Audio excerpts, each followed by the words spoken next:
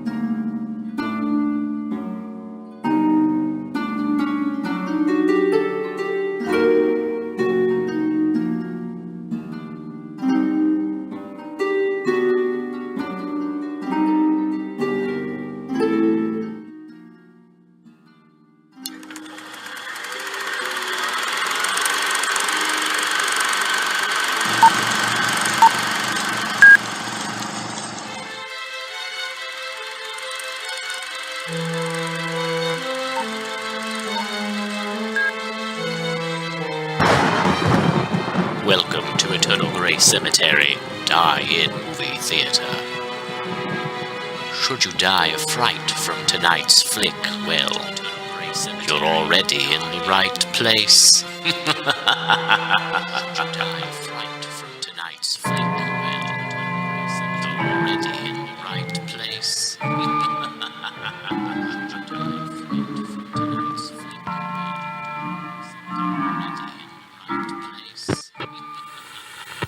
Listen, if you can imagine the furor of love, then maybe you'll hear.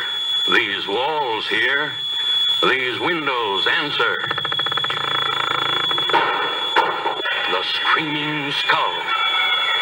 The Screaming Skull is a motion picture magnificent in its horror. Therefore, this certificate assures burial service without cost to anyone in the audience who dies of fright while seeing The Screaming Skull. See the re-visualization of a woman scorned. See the vengeful violence of the undead. The Screaming Skull, starring Alex Nichol. See Terror from the year 5000 and The Screaming Skull, starring Alex Nichol.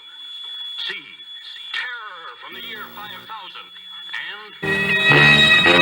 Feed me! Food! Oh, take it easy, Dracula. What do you think I'm carrying here, my dirty laundry?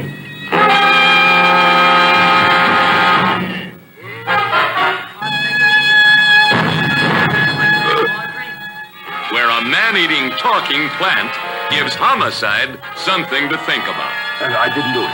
Do what? Whatever. Ever see this man? Man, see pictures. Why are you so nervous? Gives homicide something to think about.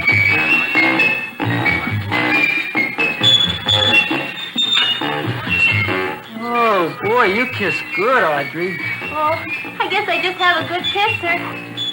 Now you will do as I say. Yes, master. You will go out and find me some food. Yes, master.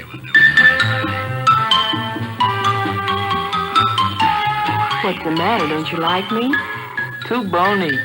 Too bony? Nobody ever told me that before. Beef is better than veal. Ah, you're such a dodo. What do you call this? Chopped liver?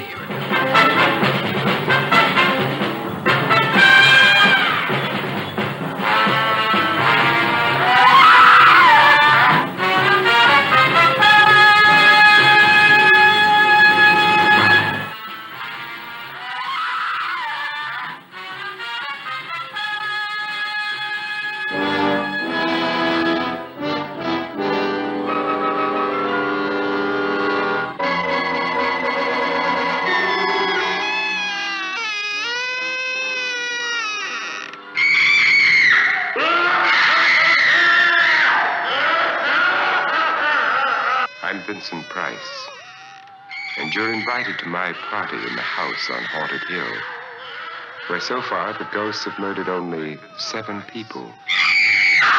So won't you come and make it 8? You'll see human heads without bodies. Mysterious pools of blood dripping from the ceiling. The walls move slowly in against you. Don't try to escape, you can't.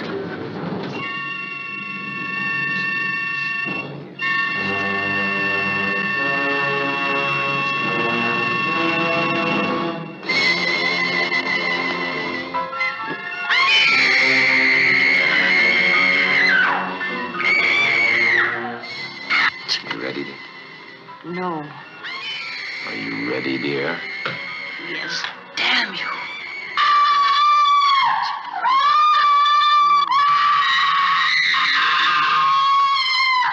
The ghosts are waiting, so won't you join me in the house on Haunted Hill?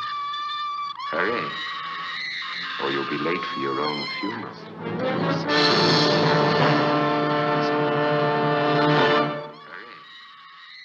or you'll be late for your For 2 million years in these subterranean caves, a creature of superhuman evil was entombed in a wall of ice, waiting to be free, waiting to live again.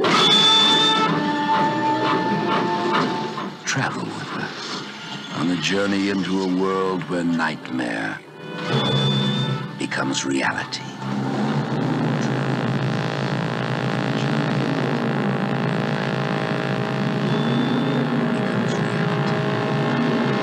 Are you telling me that an ape that lived 2 million years ago got onto that crate, killed the baggage man and put him in there? Yes, I am. It's alive. It must be. Travel with us, if you dare, on the Horror Express.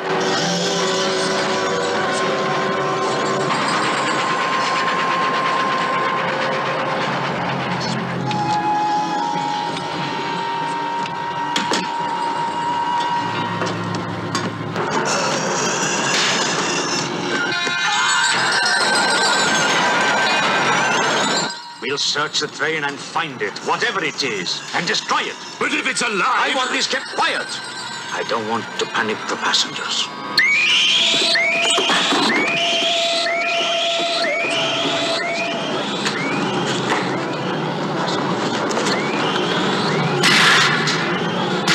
The malignant power of this creature is indestructible, transferring its force from mind to mind, from body to body.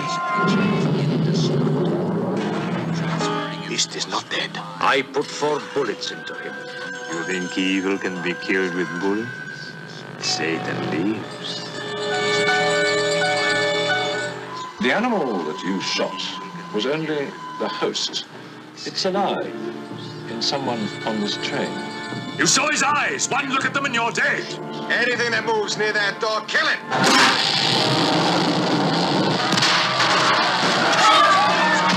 Run. Run for your life. Hide, but you can't escape. No one can stop the fury and the terror of the Horror Express.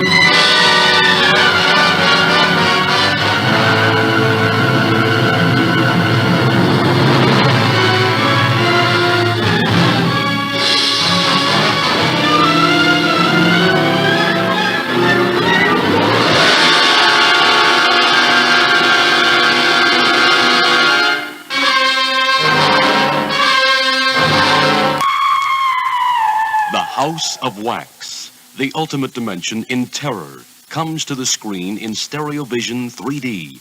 Vincent Price, at his diabolical best, will take you room by terrible room on a journey to the ultimate chamber of horrors.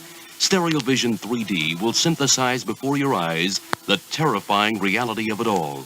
In Stereovision 3D, House of Wax.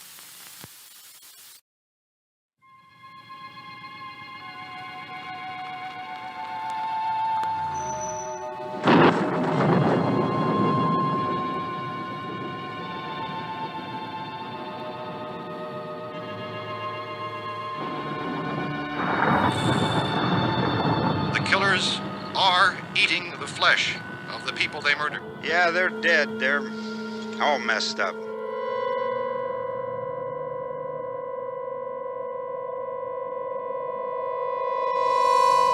There'll probably be a lot more of them as soon as they find out about us.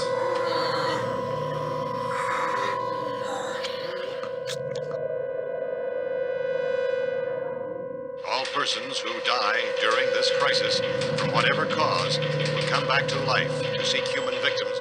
I'm telling you, they can't get in here.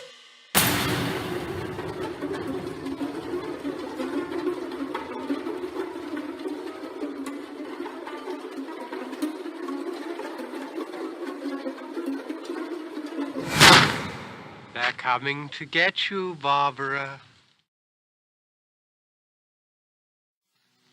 Exciting, morbid, perverse, ambiguous, enigmatic, more fascinating than ever.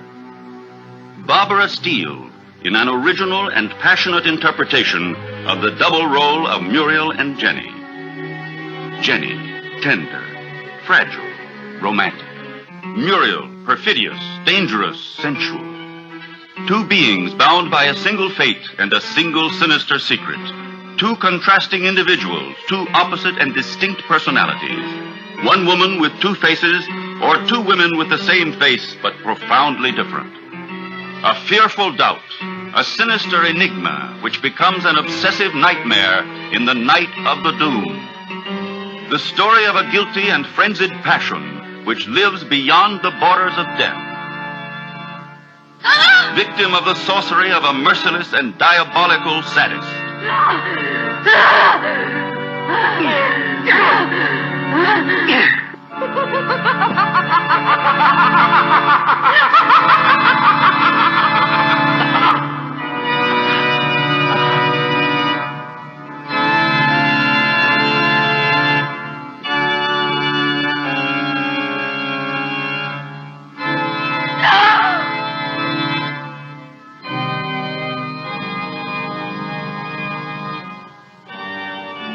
I'll stay with you with my body and my senses until someone comes and destroys my heart.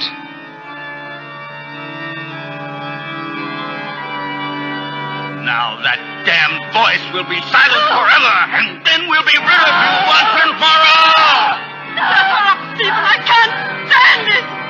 In the blood-curdling atmosphere of a thrilling drama in which the forces of evil unleash their sorcery and open the gates of the unknown, reality and nightmare merge, sweeping the possessed lovers into the night of the doom. About last night. It wasn't just an hallucination. It was something unreal, mysterious. And when I was in bed, I knew I was with you when I heard the heartbeats. I was awake. And also when you I know, my dear. You told me. But it can't have been anything but delirium in your mind.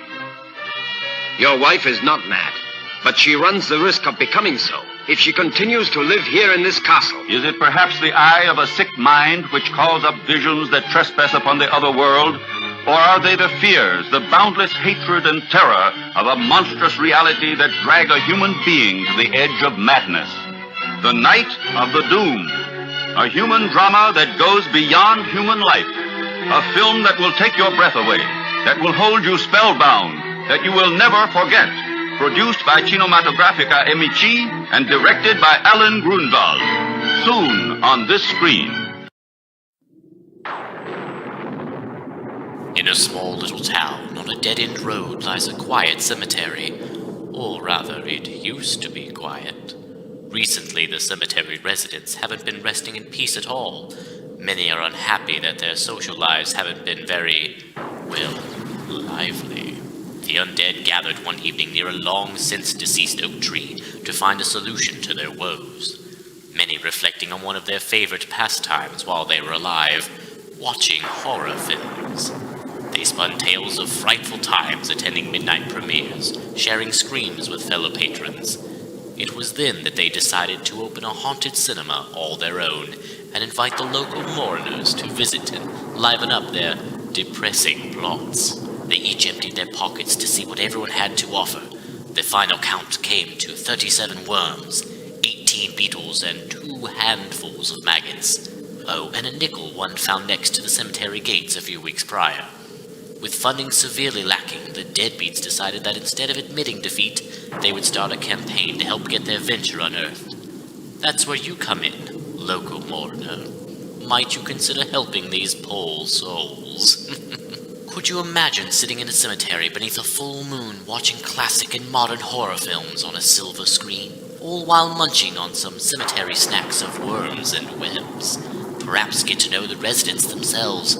They could tell you all about how they lived and died. maybe even a thing or two about the other side. So feel free to make a contribution to the cause. The residents of the Eternal Grace Cemetery, Dial Theater, are tired of decomposing and are ready to serve you a fresh cemetery snack. Cemetery and chills, anyone?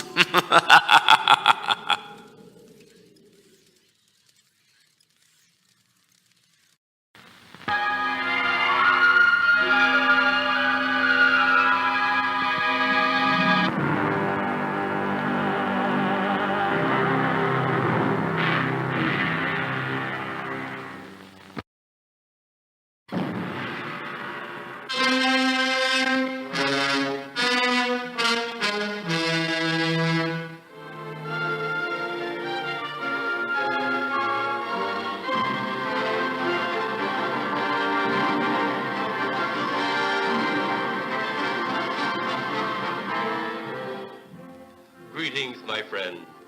We are all interested in the future, for that is where you and I are going to spend the rest of our lives. And remember, my friend, future events such as these will affect you in the future. You are interested in the unknown, the mysterious, the unexplainable. That is why you are here. And now, for the first time, we are bringing to you the full story of what happened on that fateful day. We are giving you all the evidence based only on the secret testimony of the miserable souls who survived this terrifying ordeal. The incidents, the places. My friend, we cannot keep this a secret any longer. Let us punish the guilty. Let us reward the innocent. My friend, can your heart stand the shocking facts about grave robbers from outer space?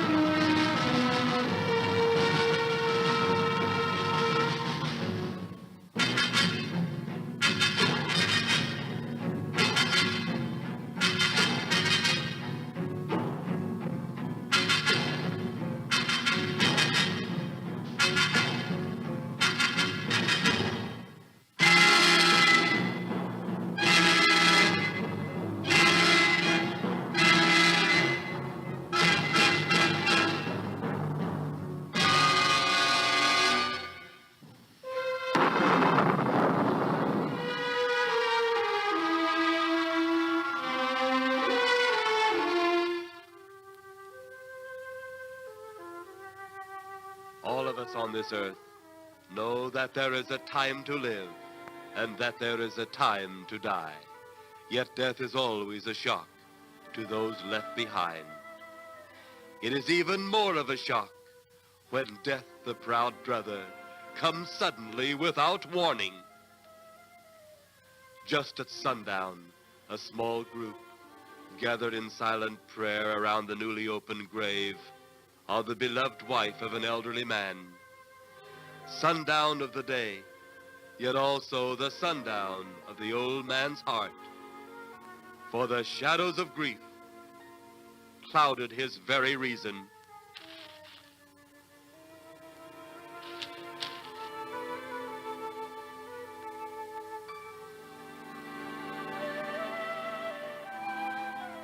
The funeral over, the saddened group left the graveside.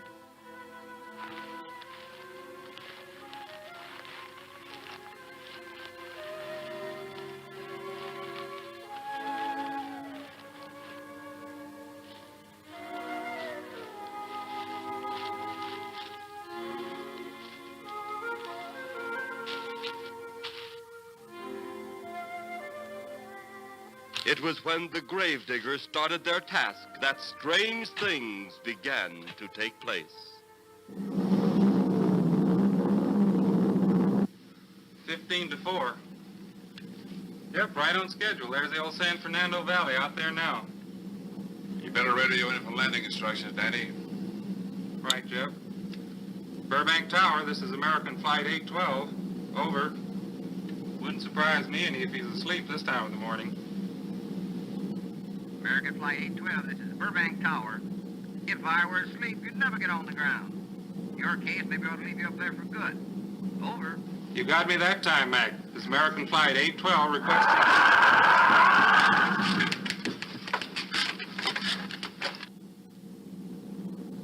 Burbank Tower to American Flight 812. Over. Burbank Tower to American Flight 812. Over. Holy mackerel. Burbank Tower to American Flight 812. Are you in trouble? Trouble? Take a look for yourself. World. That's nothing from this world. Burbank Tower to American Flight 812. Are you in trouble? Are you in trouble? Mayday, mayday. Stand by, Burbank Tower. You suppose a passenger saw it? I doubt it. Most of them are asleep. But it was quite a jolt, Jeff. I'll check. Good. We'll get it ready for landing. And keep it quiet until we get instructions. Right. Okay, Danny. American Flight 812, reporting to Burbank Tower. Over.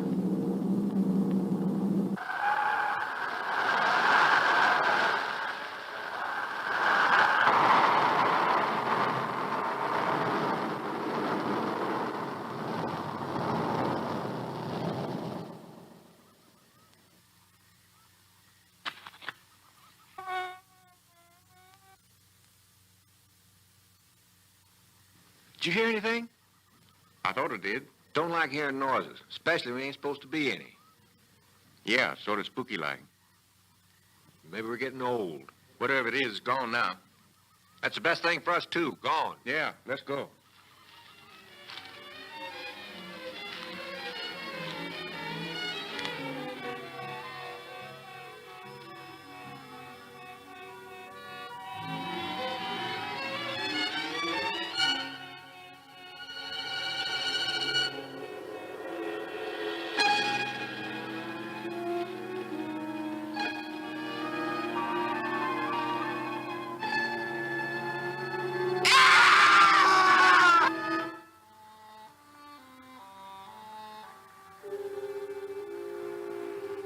The grief of his wife's death became greater and greater agony.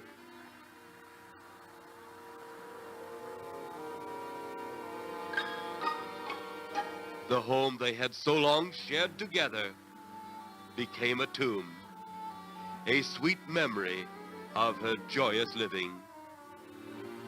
The sky to which she had once looked was now only a covering for her dead body.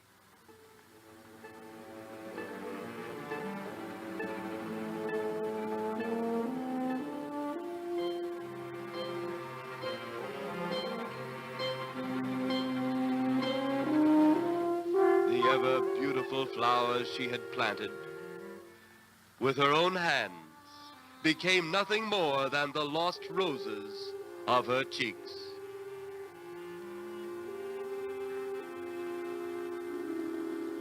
Confused by his great loss, the old man left that home, never to return again.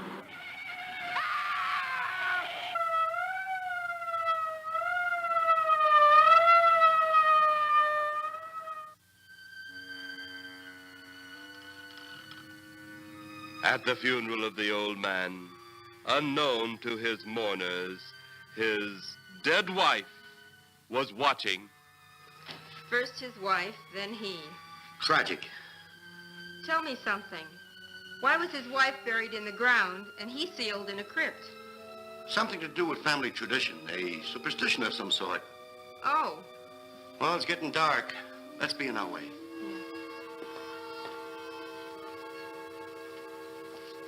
Then, as two of his mourners left his final resting place,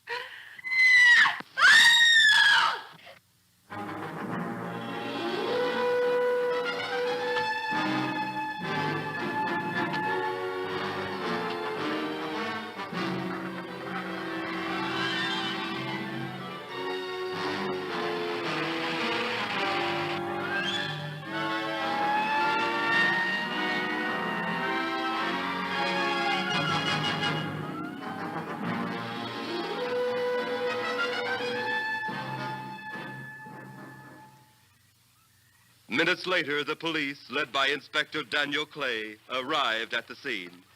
Who found them? The man and girl. Medical examiner been around yet? Just left. The morgue wagon ought to be along most any time. You get their statement?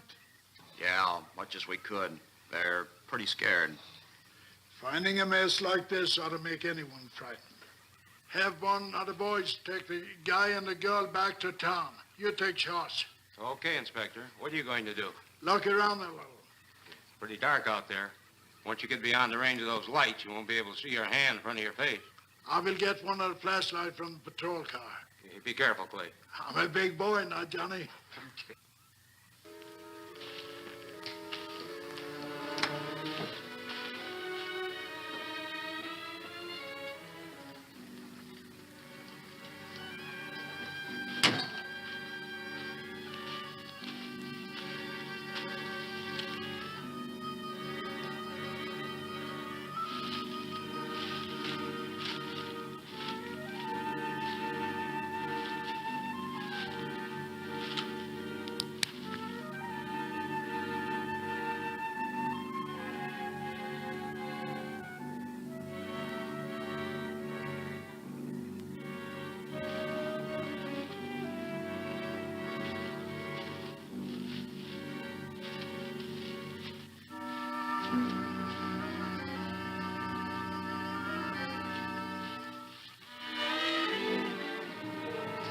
It looks like a bobcat tore into them.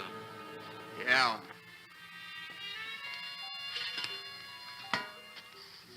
Say, Lieutenant, did you get that funny odor? How could I miss it? Oh, that'll be the morgue wagon now. That's the 5th siren in the last hour. Something's happened down at the cemetery. A lot of police cars and lights. I stopped, but I didn't see anything. Oh, well, whatever it is, the morning paper will carry the whole story.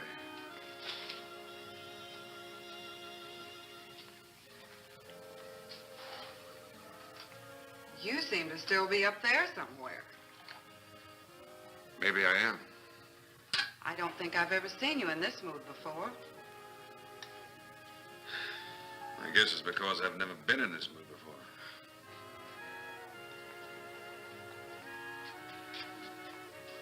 Something about your flight?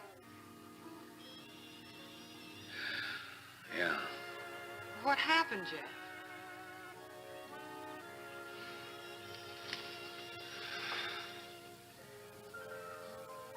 I saw a flying saucer. Saucer? You mean the kind from up there? Yeah, its counterpart. It was shaped like a huge cigar. Dan and Edith saw it, too. When it passed over, the whole compartment lighted up with a blinding glare. Then there was a tremendous wind that practically knocked us off our course. Well, did you report it? Yeah, I radioed in immediately, and they said, we'll keep it quiet until you land. And as soon as we landed, big Army brass grabbed us and made us swear to secrecy about the whole thing. Oh, it burns me up. These things have been seen for years. They hear, it's a fact. And the public ought to know about it. There must be something more you can do about it. Only there isn't. Oh, but what's the use of making a fuss? But last night I saw a flying object that couldn't have possibly been from this planet. But I can't say a word. I'm muzzled by Army brass.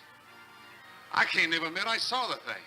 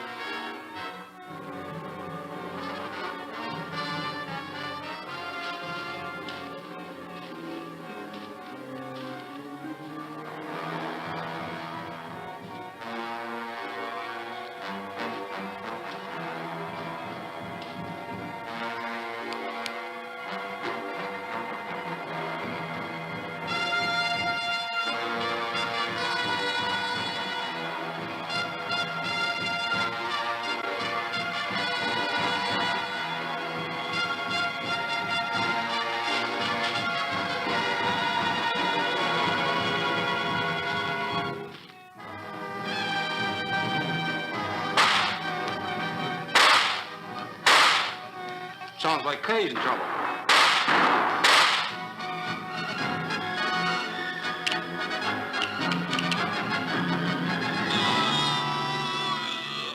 If that apparition we saw had something to do with it, come on.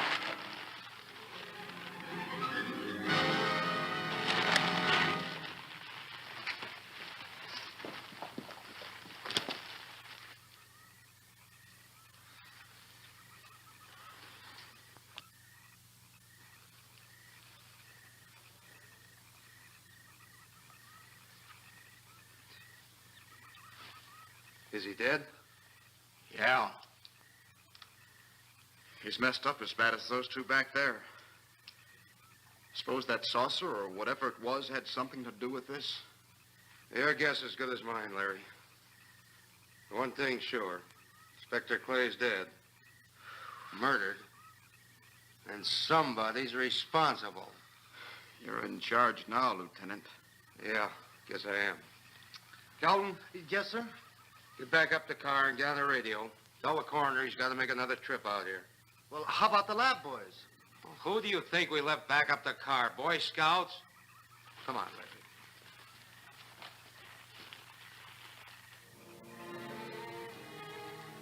Greater love hath no man than to lay down his life for another. It is always difficult to have last words over the grave of a friend. And Inspector Daniel Clay was a friend, a dear friend to me and to all of us. The bell has rung upon his great career. Now we lay him to rest. A rest well deserved, but so premature.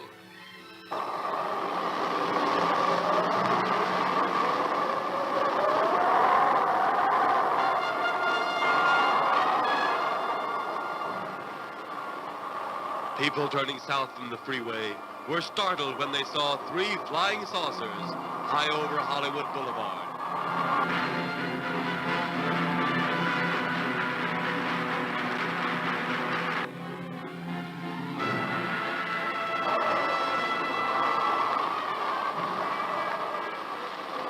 A woman, startled by the sight in the sky, telephones the police.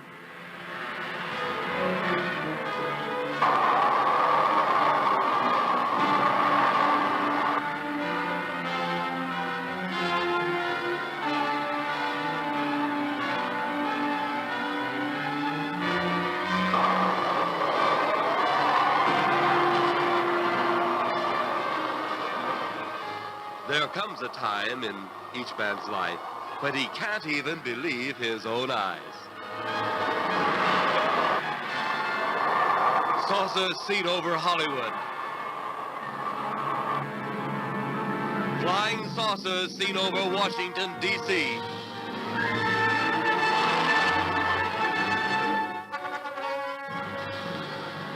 The Army convoy moved into the field.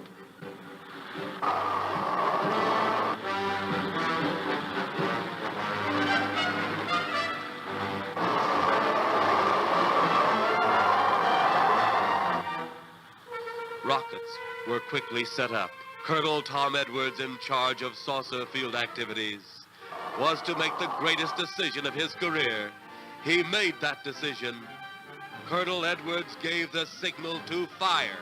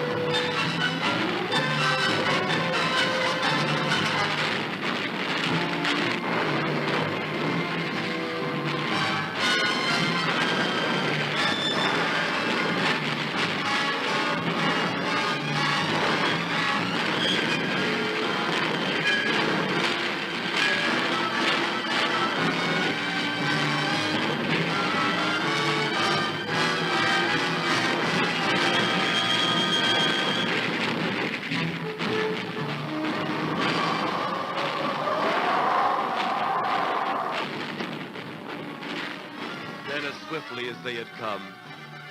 They were gone, even to the piercing eye of radar and the speeding jet fighters.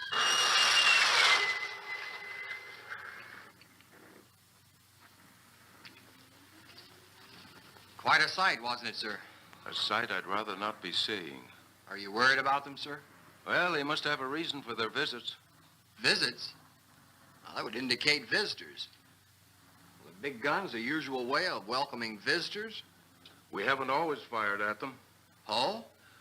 For a time, we tried to contact them by radio, but no response. Then they attacked a town. A small town, I'll admit, but nevertheless a town of people. People who died. I never heard about that, sir. Well, it was covered up by the higher echelon. Take any fire, any earthquake, any major disaster, then wonder. Flying saucers, Captain, are still a rumor. Officially. Looks like we beat them off again, sir. What do they want? Where are they from? Where are they going? They, sir? Who? Well, this is a training maneuver, sir. We only did a little practice firing at the clouds. Yeah. I wonder what their next move will be.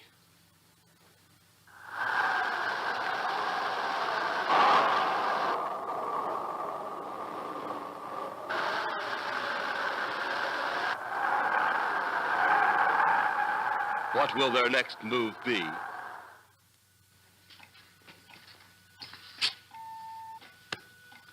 Your space commander has returned from Earth. Send him in.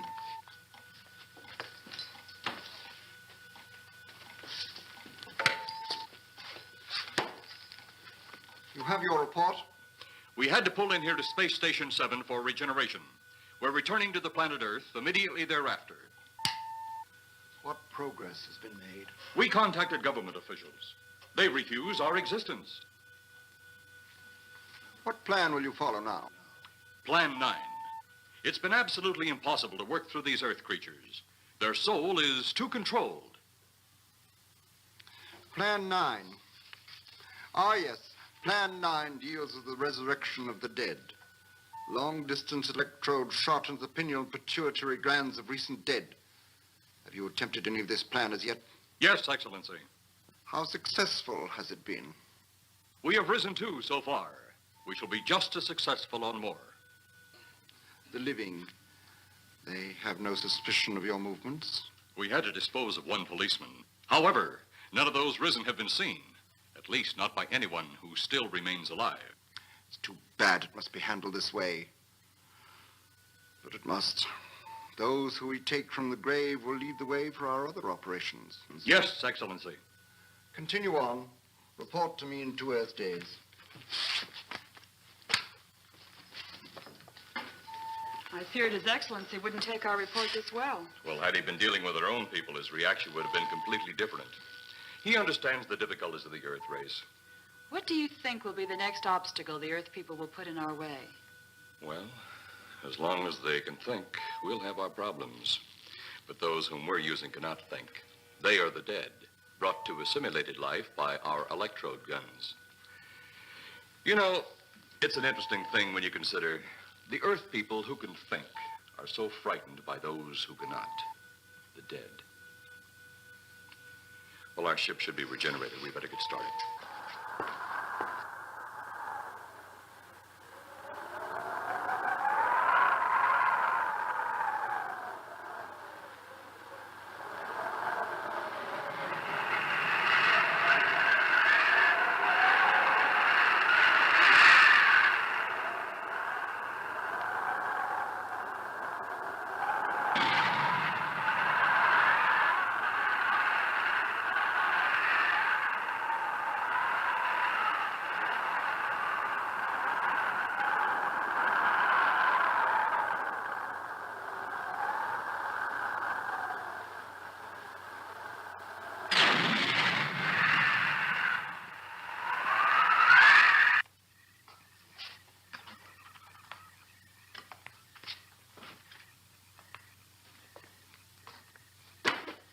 I still think you ought to go in town and stay with your mother until I get back. This is our home, and nothing's going to take me from it. Besides, most men try and keep their wives from going home to Mama. That's not the point. That's all the point there's going to be. Now toddle off and fly your flying machine, darling. But if you see any more flying saucers, will you tell them to pick another house to buzz? Be careful. Don't worry about me. Oh, you're the only thing I do worry about. Oh, forget about the flying saucers. They're up there. But there's something in that cemetery. And that's too close for comfort. The saucers are up there, and the cemetery's out there. But I'll be locked up in there. Now, off to your wild blue yonders. You promise you'll lock your doors immediately? I promise. Besides, I'll be in bed before half an hour is gone, with your pillow beside me. My pillow? Well, I have to have something to keep me company while you're away. Sometimes in the night when it does get a little lonely, I reach over and touch it. Then it doesn't seem so lonely anymore. A crazy kid.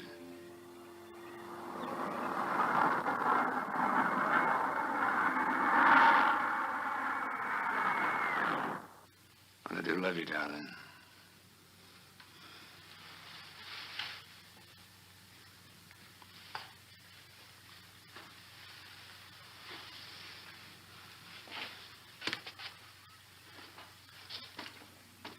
See you Thursday. Goodbye, honey.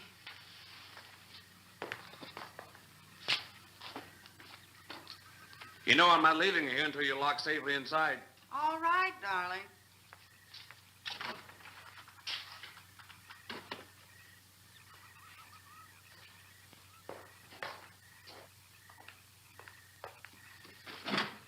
If you're especially nice, I may even lock the side door. And be sure you keep the yard lights on.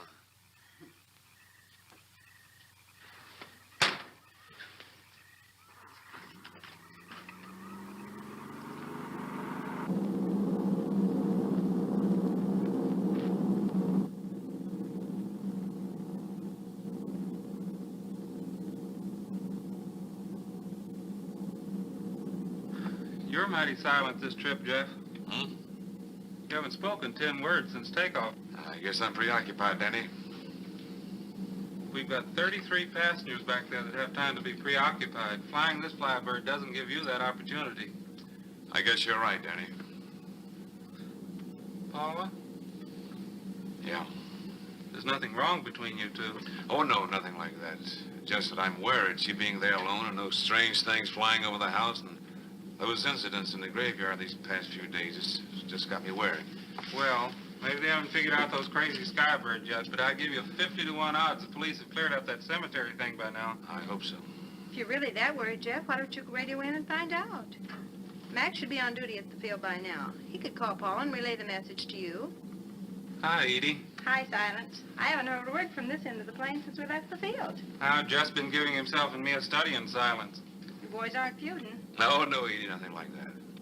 Hey, Edie, how about you and me balling it up in Albuquerque? Albuquerque, have you read that flight schedule, boy? What about it? We land in Albuquerque at 4 a.m. That's strictly a 9 o'clock town. Well, I know a friend that'll help us. Let's have the problem first. Huh, Danny? Oh, he's worried about Paula. I read about that cemetery business. I tried to get you kids not to buy too near one of those things. We get there soon enough as it is. He thought it'd be quiet and peaceful there. No doubt about that. It's quite all right, like a tomb. I'm sorry, Jeff. That was a bad joke. Say, I almost forgot what I came in here for. How's the coffee situation? That's for me. It sure wouldn't hurt a thing, Edie. Okay, be right back. And say, Jeff, make that call to Mac. Nah, not only she throw cold water on my Albuquerque plan, but now she's repeating herself. How about that Albuquerque ball? I can't resist your charm, Danny boy.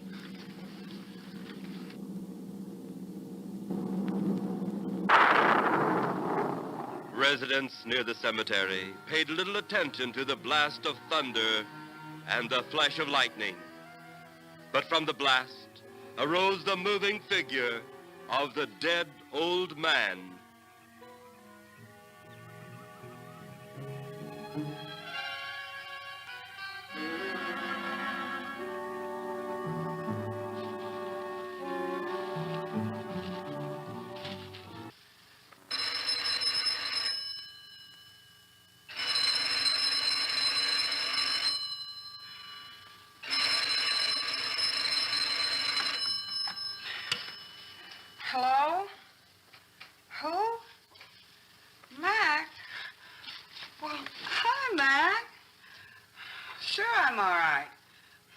I just fell asleep. Tell Jeff I'm all right. Okay, Mac. Thanks for calling. Good night.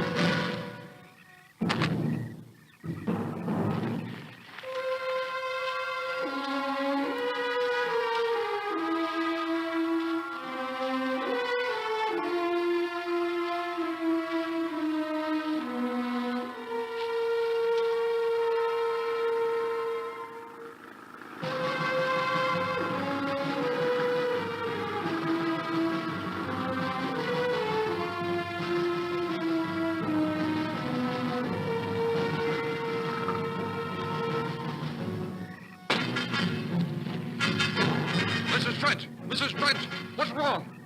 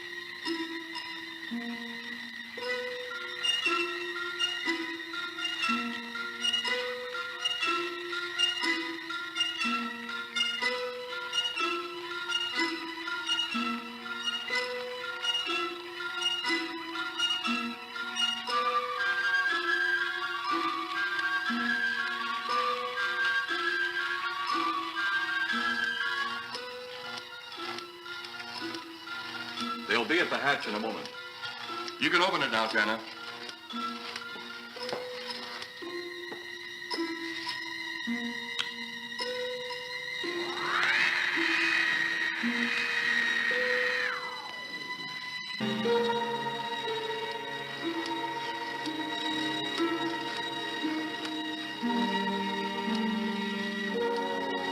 Turn off the electrodes quickly. They can't tell us from anyone else.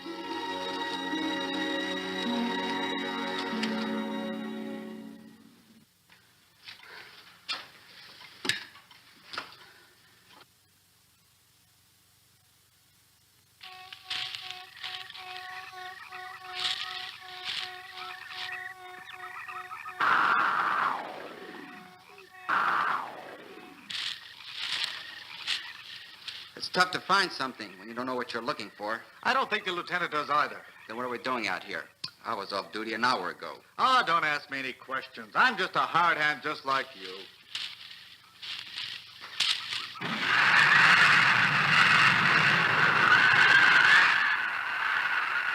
What do you suppose that noise was? Whatever it was, it's no more strange than the other things happening around this cemetery. Spirits like old Farmer Caller talked about. Well, maybe. The only spirits he saw tonight were those I smelled on his breath. Well, don't forget, Miss Trent claims to have seen them, too. She didn't have anything on her breath. She was hysterical. Well, true, she was frightened and in a state of shock. But don't forget that torn nightgown and the scratched feet. Yeah, I hadn't thought of that. Guess that's why you're a detective lieutenant and I'm still a uniformed cop. Sometimes it's only the breaks, Larry. Meantime, let's get...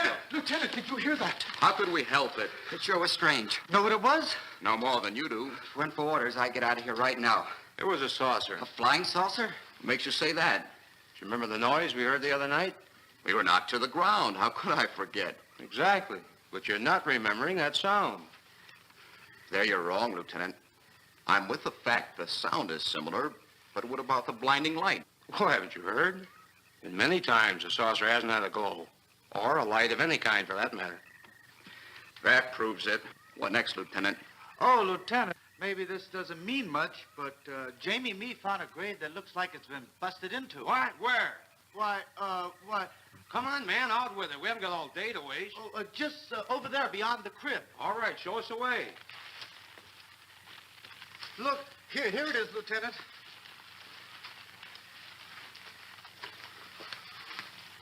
It's been broken into, all right. Strange. If someone had broken in, the dirt should be piled up here somewhere. It looks like it's fallen into the grave.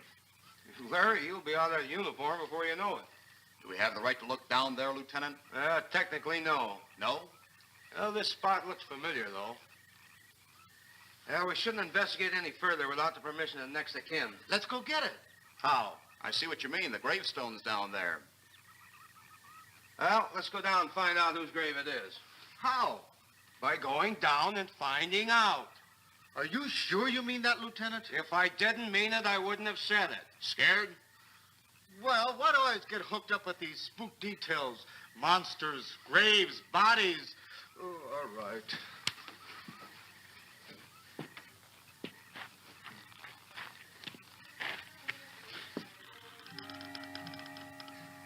Casket's here, but nobody's in it. Can you read the name on the casket? It's too dark. Give me a flashlight. How about a match? We sure can try it. Let me have them. Okay.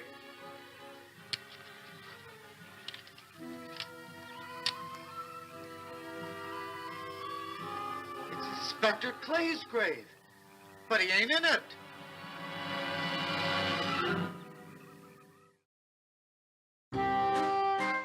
It's intermission time.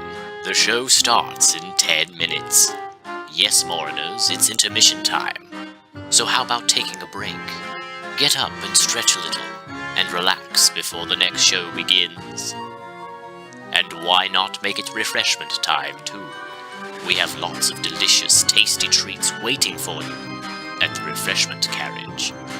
There's hot popcorn fresh from the hopper, and all kinds of refreshing ice-cold soft drinks, plus popular candy and other favorite cemetery snacks.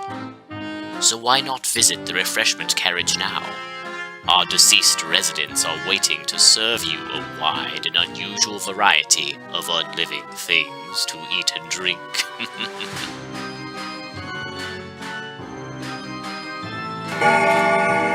The show starts in 9 minutes.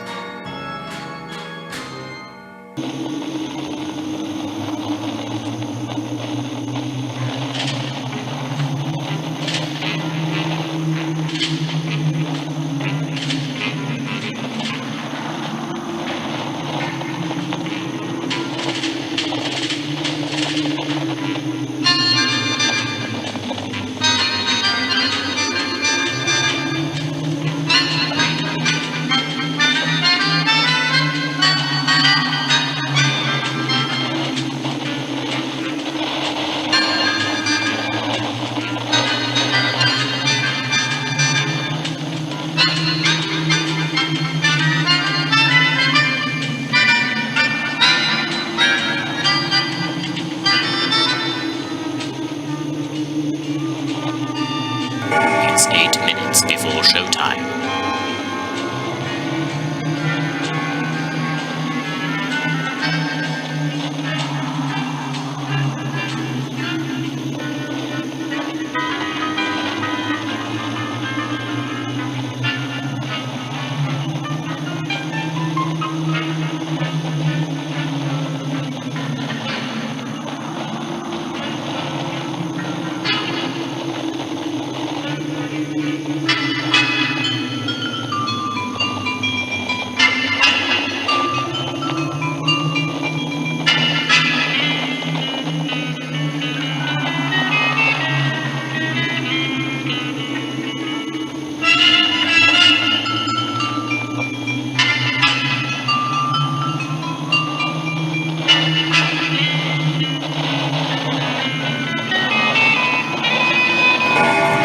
It's 7 minutes before the show starts.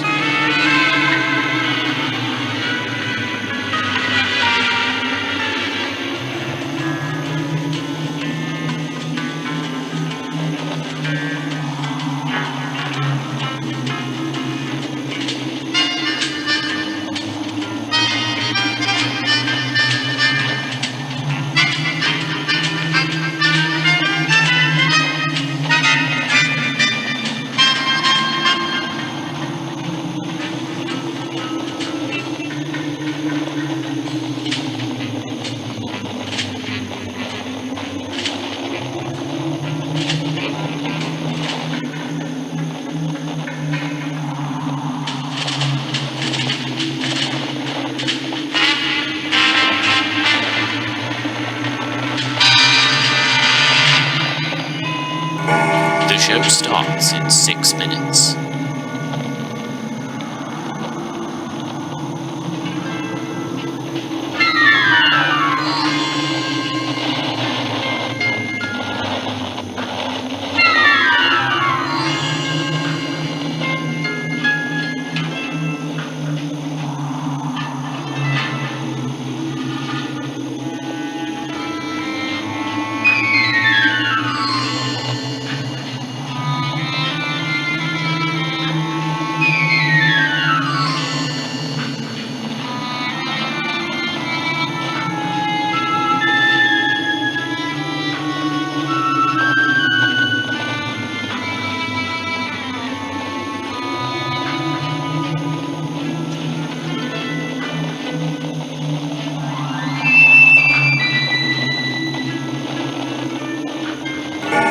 The show starts in 5 minutes.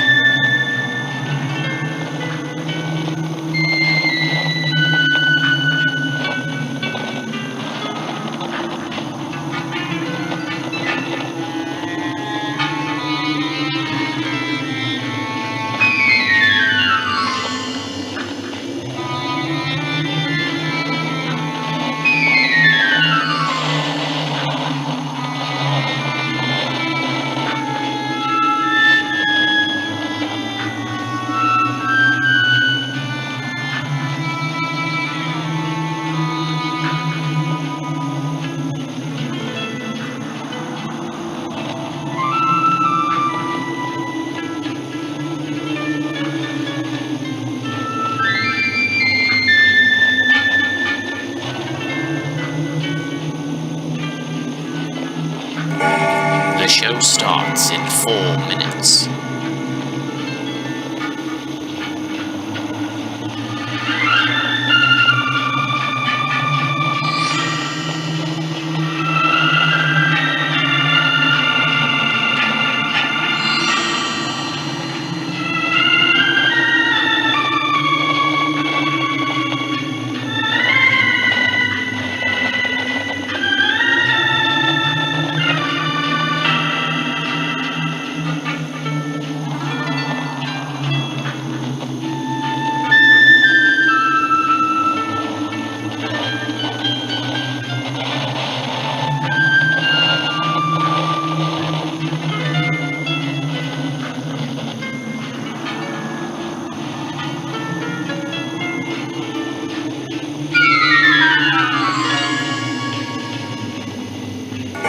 The show starts in 3 minutes.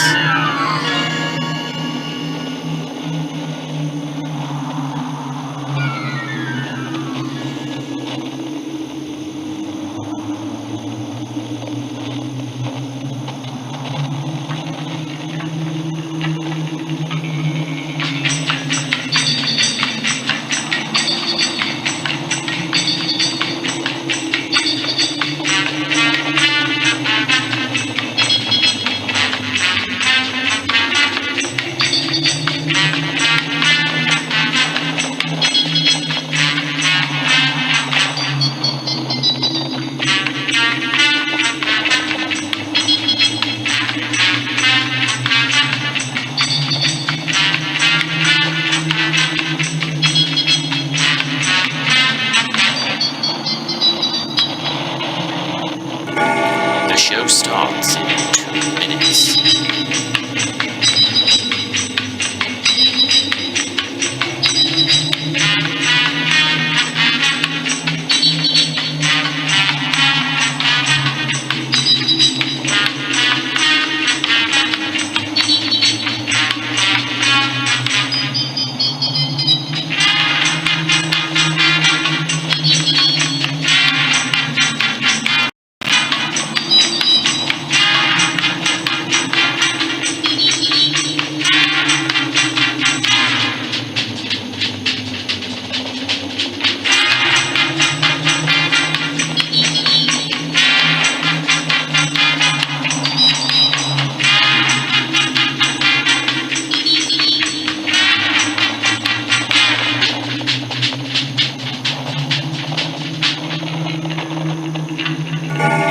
The show starts in 1 minute.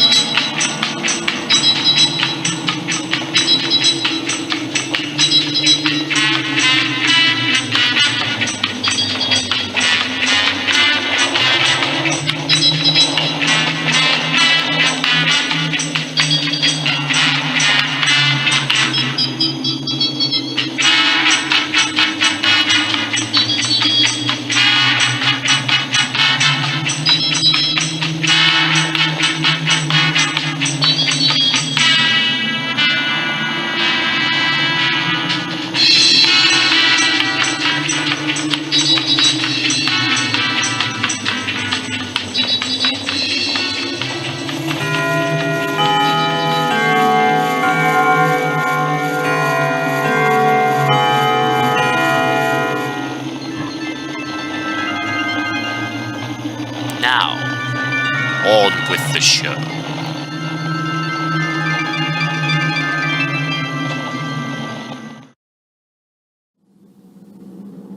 But meanwhile, at the Pentagon in Washington, D.C.,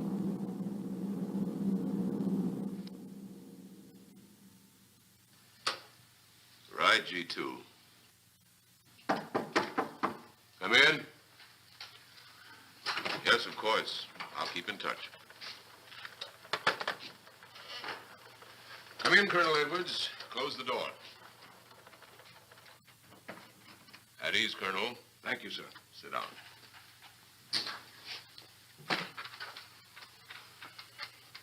I understand, Colonel, you've been on tap for many of our saucer attacks. I'm in charge of field operations, sir. You believe there are such things as flying saucers, Colonel? Yes, sir. You've seen them? Yes, sir. You realize there's a government directive stating that there is no such thing as a flying saucer? Yes, sir.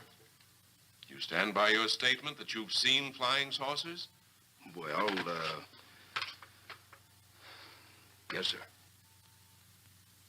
This could mean a court-martial, admitting this against direct orders.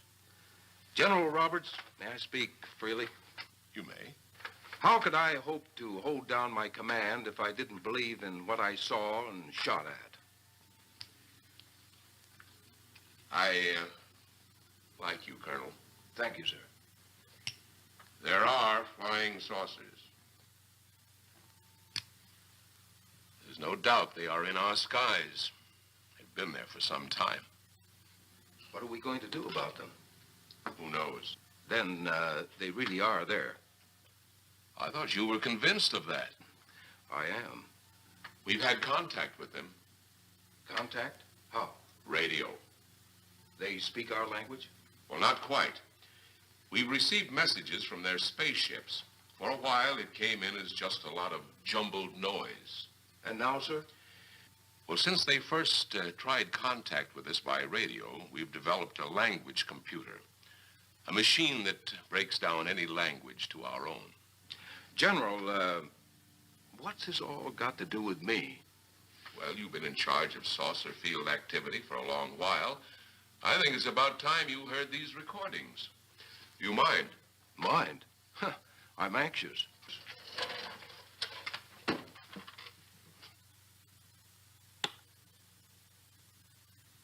This is Eros, a space soldier from a planet of your galaxy. I fully realize our language differences. However, I also know you finally have perfected the dictorobotery, or as you on Earth call it, the language computer. So you can now understand that which I speak. Since the beginning of your time, we have been far beyond your planet. It has taken you centuries to even grasp what we developed eons of your years ago. Do you still believe it impossible we exist? You didn't actually think you were the only inhabited planet in the universe. How can any race be so stupid? Permit me to set your mind at ease. We do not want to conquer your planet, only save it. We could have destroyed it long ago if that had been our aim. Our principal purpose is friendly. I admit we have had to take certain means which you might refer to as criminal. That is because of your big guns, which have destroyed some of our representatives. If you persist in denying us our landings, then we must only accept that you do not want us on friendly terms. We then have no alternative but to destroy you before you destroy us. With your ancient, juvenile minds, you have developed explosives too fast for your minds to conceive what you are doing. You are on the verge of destroying the entire universe. We are a part of that universe. This is our last...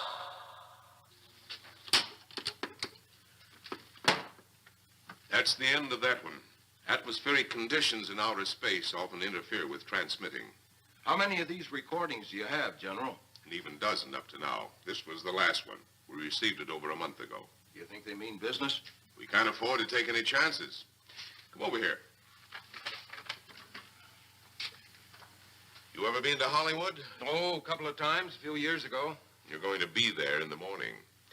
Just a few minutes from Hollywood, in the town of San Fernando, reports have come in of saucers flying so low the exhaust knocked people to the ground. There have even been stated claims of saucer landings. Major Carlson will replace you while you're out there. You're the best man for the job of attempting to contact them. Find them, Colonel. See what in hell it is they want. All right, sir.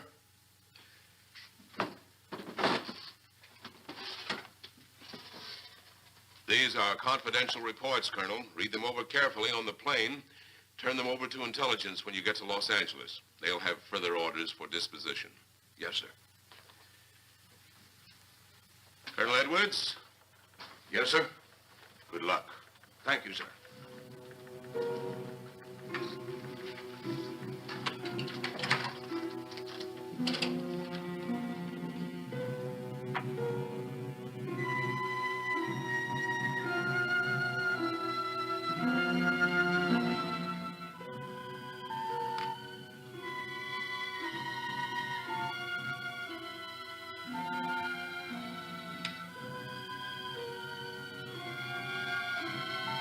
We are ready to report, Excellency. You are many days late. It was unavoidable. We tried to transmit via televisor, but atmospheric conditions made transmission impossible. You should have transmitted as soon as conditions permitted. I thought time was of the essence. Suspicion has fallen upon our movements. Our ships have been viewed near the point of operations. And what has this added time gained, Eros? We have successfully risen 3 of the dead ones. Permit me to see one. Bring in the big one. Use your small electrode gun.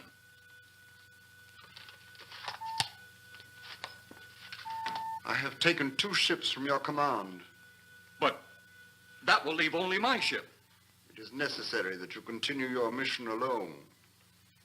I have need of your other ships elsewhere. Even though you have risen 3 of the Earth's dead, the plan is far from successful, and you, Eros, must prove it an operational success before more time, energy, ships, and your countrymen may be spent on it. We will not fail. Everything is on our side. Not everything. You do not have the live Earth people. You reported that your ship was viewed at the scene of your present operations. That is correct. They have been viewed many times, but not at the scene of operations. Something must be done about that.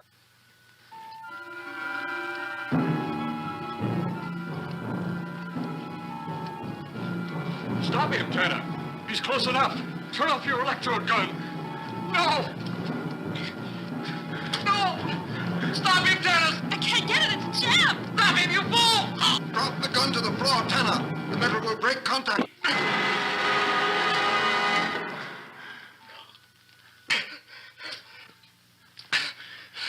That was too close. Yes.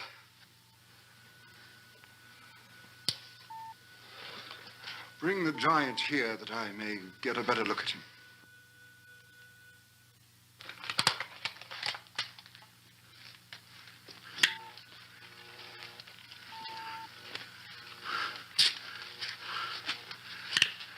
Yes, he's a fine specimen. Are they all this powerful on planet Earth? This one is an exception, Excellency. What are the other 2 like? One is a woman, the other an old man. An old man, you say? Yes, Excellency. This gives me a plan. Put the big one away. Pick up your electrode gun. Make sure it's in working order before pointing it at him. Whatever made it jam seems to have been cleared by the fall. Take him back to the ship.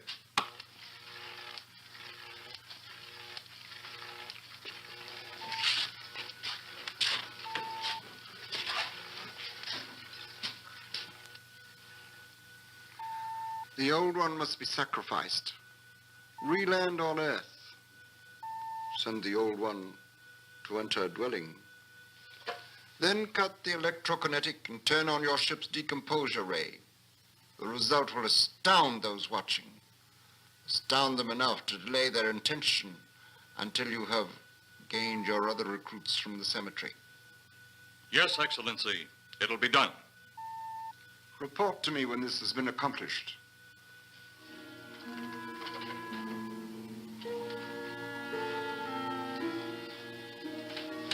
Eros, the Earth people are getting closer to that which we fear. Since they will not listen or respect our existence, they cannot help but believe our powers when they see their own dead walking round again, brought about by our advancement and such things. As soon as you have enough of the dead recruits, march them on the capitals of the Earth. Let nothing stand in your way.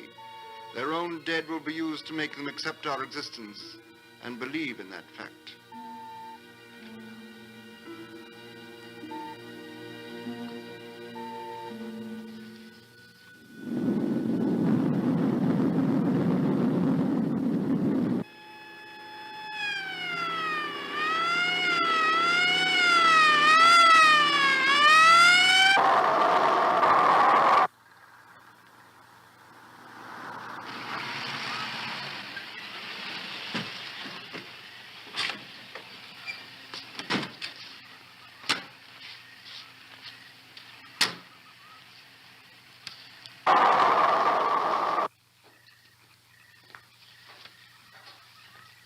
Miss Trent. This is Colonel Edwards from Washington, D.C. Good evening, Colonel. Hello, Colonel. Colonel would like to ask you a few questions. Questions? What about, Colonel? May I sit down? Oh, I'm sorry. Please do. I want to ask you about your strange experience the other night when you saw the flying saucer. After that, the police brought me home. I hope I never see such a sight again. Well, after your description, I don't think I'd want to see it either. One thing more. After you were forced to the ground by that blast of wind, was it a hot or cold blast? It's kind of hard to explain. It wasn't hot, wasn't cold. It was just a terrific force. We couldn't get off the ground. The light blinded me so badly, I couldn't see a thing. We could only feel the pressure of the wind until it was gone. When the glare left us, we could see a glowing ball disappearing off in the distance, Which way? toward the cemetery.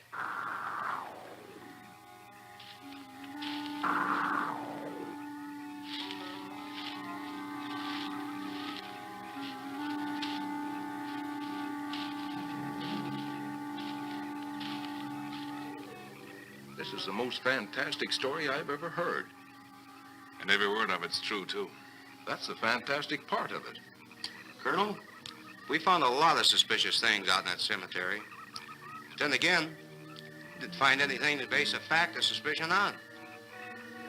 Hey, you hear anything?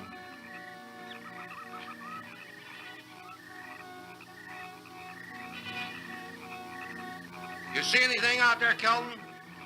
Too dark, Lieutenant. But something started stinking awful bad.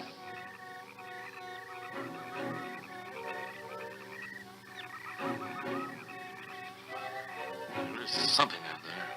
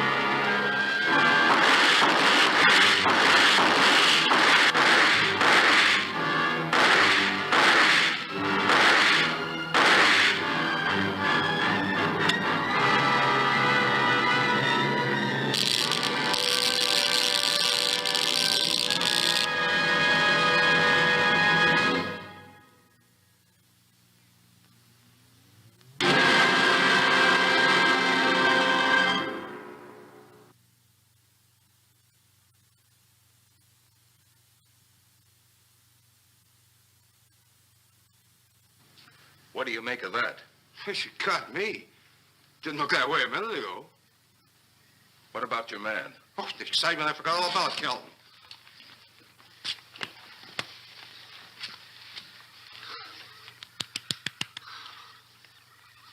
He'll be all right in a few minutes. Did you see that thing? Did you get it? We got it. What was it? It didn't fall. I fired every bullet I had. So did I. I don't know what it was or what happened. But unless that bag of bones over there can reassemble itself, it's out of the running now.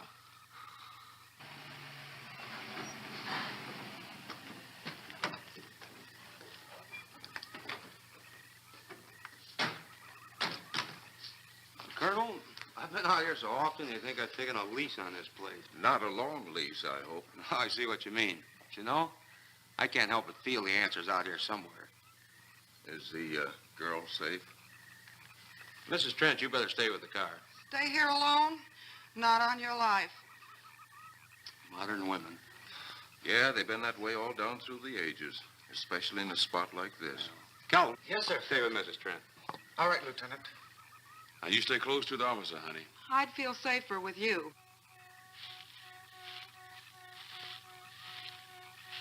Now, the lieutenant knows best. Oh, I don't like it, but I guess there isn't much I can do about it.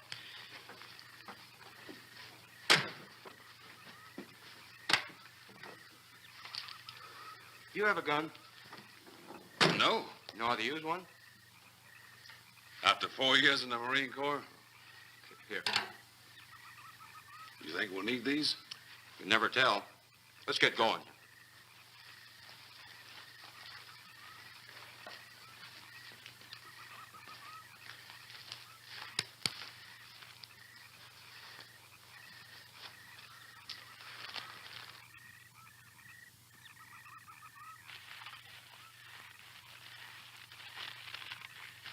Would expect to find out here. Well, there's only one answer to that, Mr. Trent. We'll know when we find it. Inspector Clay's grave's right over here. Is that the one you told me was broken into? Yes.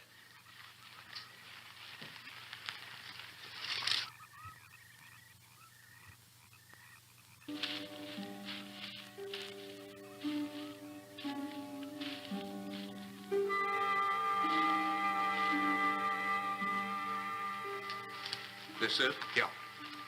Looks to me like someone had broken out instead of in. I figured that, but that's impossible. I wonder. Look, Colonel, some things just can't happen. Yeah, well, after that apparition that was draped across Mr. Trent's patio, I would say we should keep our minds open to anything. Look, Colonel, I'm a policeman. I've got to deal in facts. But I guess I'll have to go along with you. You know, I'll bet my badge right now we haven't seen the last of those weirdies.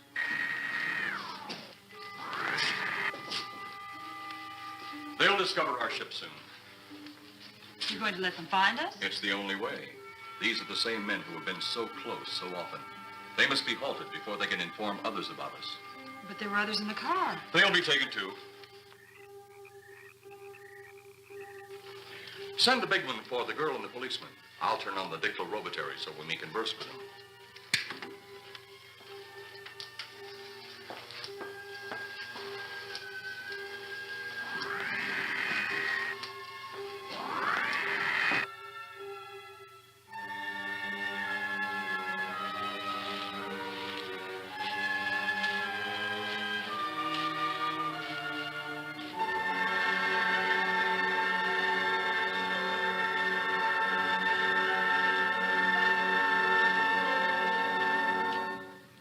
Maybe we're barking up the wrong tree.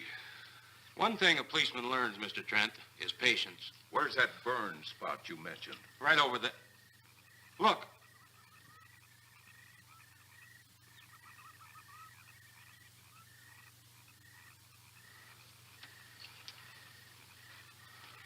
We'll investigate, but move carefully.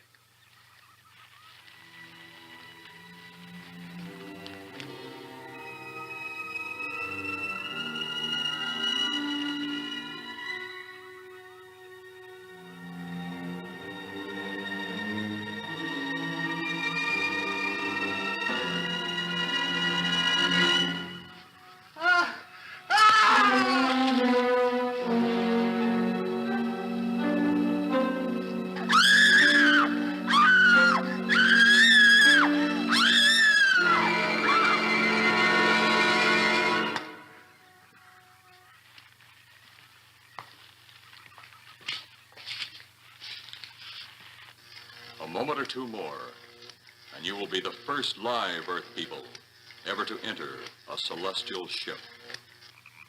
Wow. Boy, how can anything that big hide for so long a time? Never heard metal sound like that before. What do you see? Only my reflection. Must be some kind of one-way glass. I wonder how you get into this thing. I'm not sure I want to find out.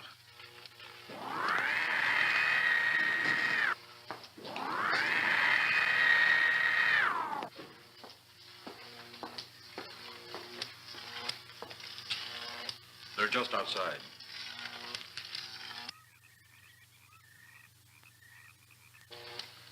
You can open the outer hatch now.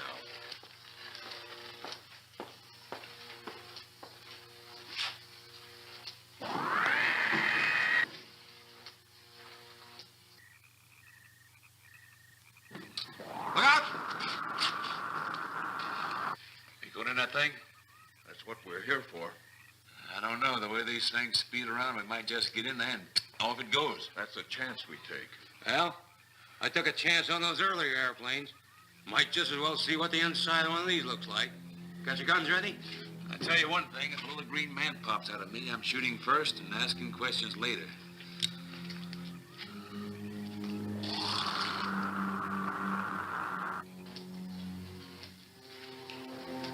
They're in the outer chamber now. Eros, do we have to kill them? Yes.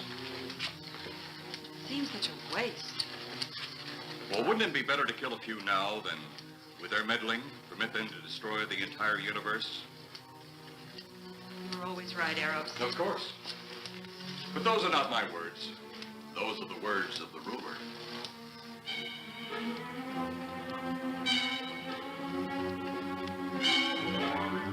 You two stay right where you're at.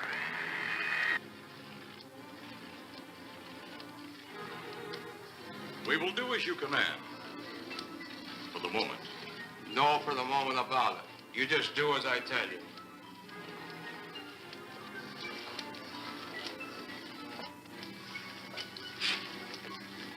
You do not need guns. Maybe we think we do.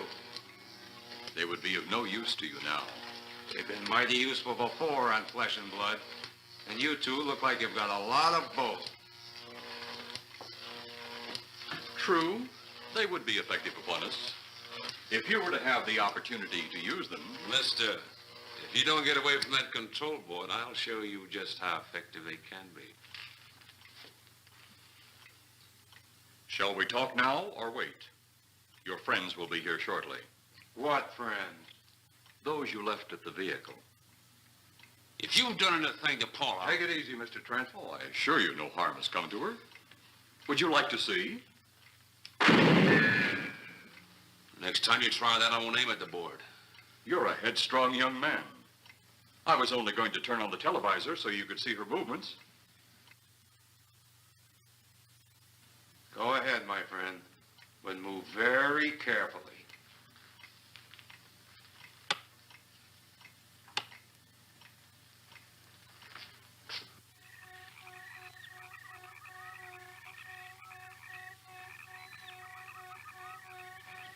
She's only fainted. You fiend. I? A fiend? I am a soldier of our planet. I? A fiend? We did not come here as enemies. We came only with friendly intentions, to talk, to ask your aid. Our aid? Yes, your aid for the whole universe. But your governments of Earth refused even to accept our existence. Even though you've seen us, heard our messages, you still refuse to accept us. Why is it so important that you want to contact the governments of our Earth? Because of death. Because all you of Earth are idiots. Now, you just hold on, Buster. No, you hold on. First was your firecracker, a harmless explosive. Then your hand grenade. They began to kill your own people a few at a time. Then the bomb. Then a larger bomb. Many people are killed at one time. Then your scientists stumbled upon the atom bomb. Split the atom. Then the hydrogen bomb, where you actually explode the air itself. Now you can brings the total destruction of the entire universe served by our sun. The only explosion left is the Solarmanite. Why, there's no such thing. Perhaps to you, but we've known it for centuries. Your scientists will stumble upon it as they have all the others. But the juvenile minds which you possess will not comprehend its strength until it's too late. You're way above our heads. The Solarmanite is a way to explode the actual particles of sunlight. Why, that's impossible. Even now, your scientists are working on a way to harness the sun's rays. The rays of sunlight are minute particles. Is it so far from your imagination they cannot do as I have suggested? Why, a particle of sunlight can't even be seen or measured. Can you see or measure an atom? Yet you can explode one. A ray of sunlight is made up of many atoms. So what if we do develop this solar-night bomb? We'd be even a stronger nation than now. Stronger. You see? You see? Your stupid minds. Stupid! Stupid! That's all I'm taking from you. Get back here, you jerk! Let him finish.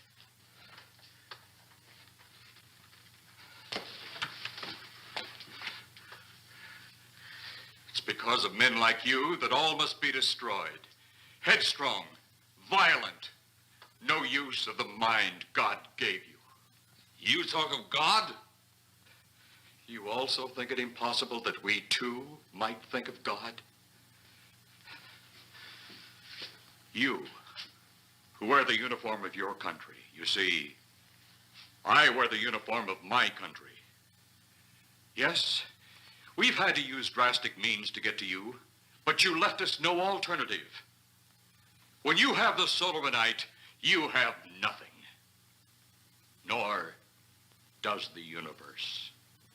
You speak of solar-night, but just what is it? Take a can of your gasoline. Say, this can of gasoline is the sun. Now, you spread a thin line of it to a ball, representing the earth. Now, the gasoline represents the sunlight, the sun particles. Here we saturate the ball with the gasoline, the sunlight. Then we put a flame to the ball. The flame will speedily travel around the earth, back along the line of gasoline to the can, or the sun itself. It will explode this source and spread to every place that gasoline, our sunlight, touches. Explode the sunlight here, gentlemen. You explode the universe. Explode the sunlight here, and a chain reaction will occur direct to the sun itself and to all the planets that sunlight touches, to every planet in the universe. This is why you must be stopped. This is why any means must be used to stop you. In a friendly manner, or as it seems, you want it. He's mad. Mad? Is it mad that you destroy other people to save yourselves? You have done this. Is it mad that one country must destroy another to save themselves? You have also done this.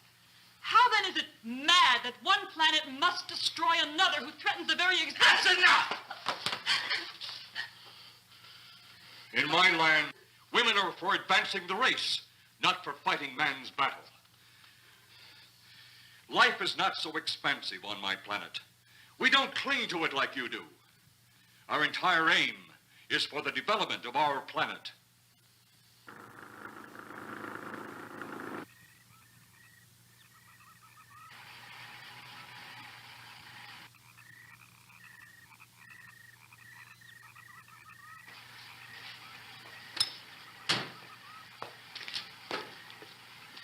What happened to you? How come you're all alone? I asked for lots of help. You sounded drunk or something on the radio. If I didn't see it with my own eyes, I'd never believe it. Believe what? It was horrible. And he almost broke my shoulder. Look, what are you trying to say? If you don't make sense, we'll never get to the bottom of this. Now, who slugged you? Inspector Clay. What? It was Clay, all right. Only not like we remembered him.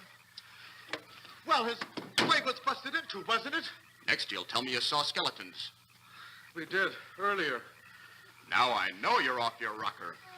All of us saw it. The lieutenant, the colonel, everybody. Where's the lieutenant now? We've got to find him. Mrs. Trent is gone. I was left here to guard her. But Clay showed up and put me out of the running. And the second time tonight, and I'm getting darn tired of it. Which way were they going? Off that way. Come on!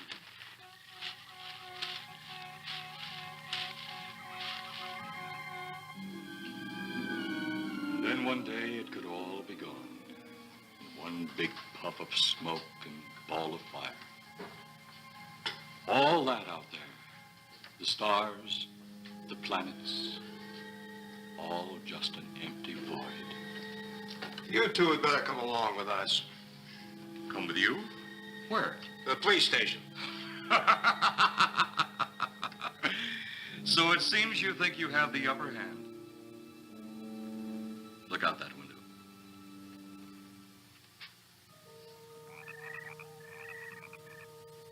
Jeff.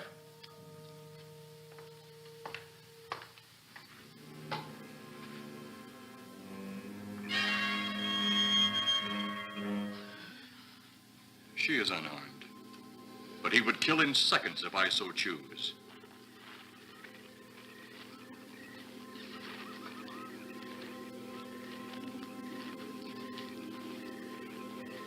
Holy cow!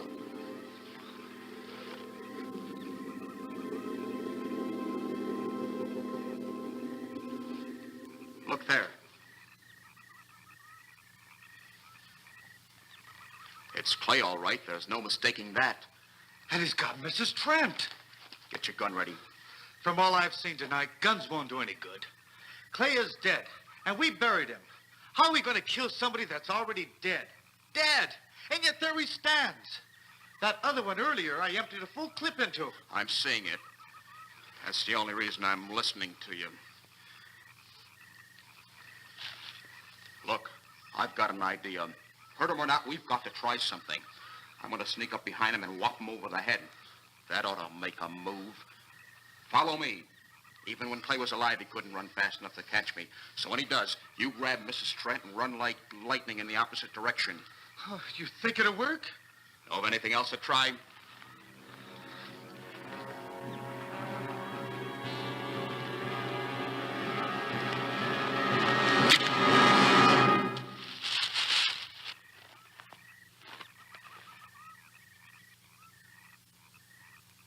Oh, I'll be all right. Take care of the others. Your men have felled the big one. This could only happen because the electrode ray is off. He'll walk again when I turn it on. Hold it. Right there. Suppose the lieutenant and the others are in that thing. Well, supposing there are Martians or something in there.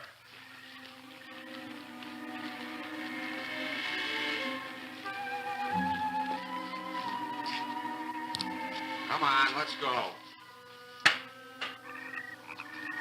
Open up in there. Open up. Get that door open. Colonel, I wouldn't know one switch from another.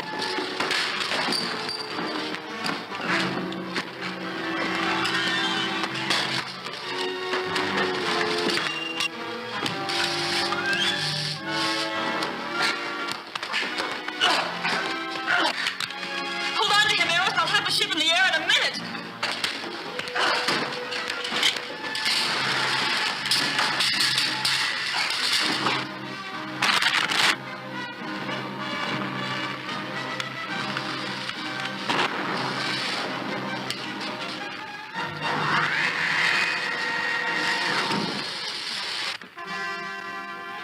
Get out of here, Jeff. The ship's on fire.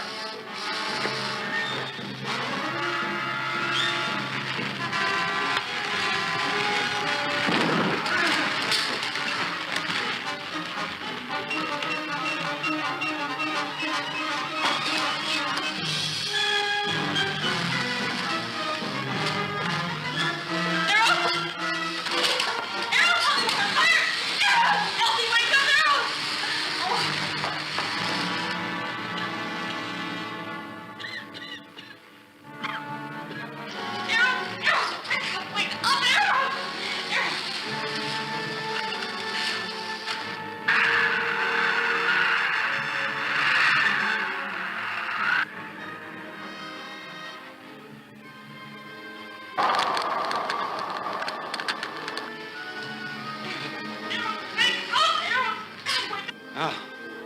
I wonder if that's the last we'll see of them.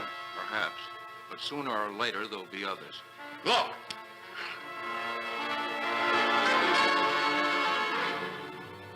Have they caught that woman? That thing yet? Hey, that's right. There's another ghoul running loose. And it's my guess that she'll look like him. With the ship and the ray gun gone, they have no control. We gotta hand it to them, though. They're far ahead of us.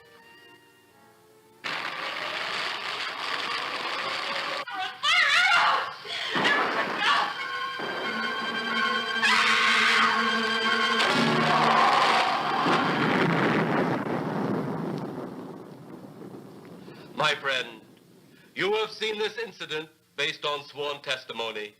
Can you prove that it didn't happen? Perhaps on your way home, someone will pass you in the dark, and you will never know it, for they will be from outer space. Many scientists believe that another world is watching us this moment. We once laughed at the horseless carriage, the airplane, the telephone, the electric light, vitamins, radio, and even television. And now some of us laugh at outer space.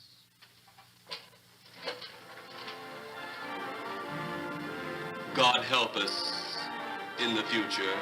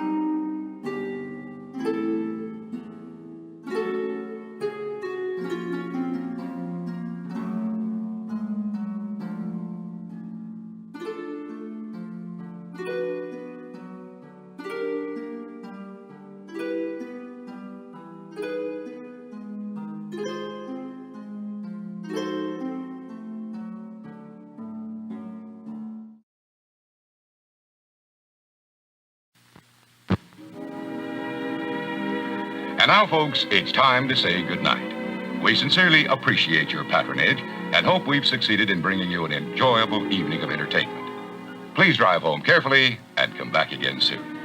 Good night.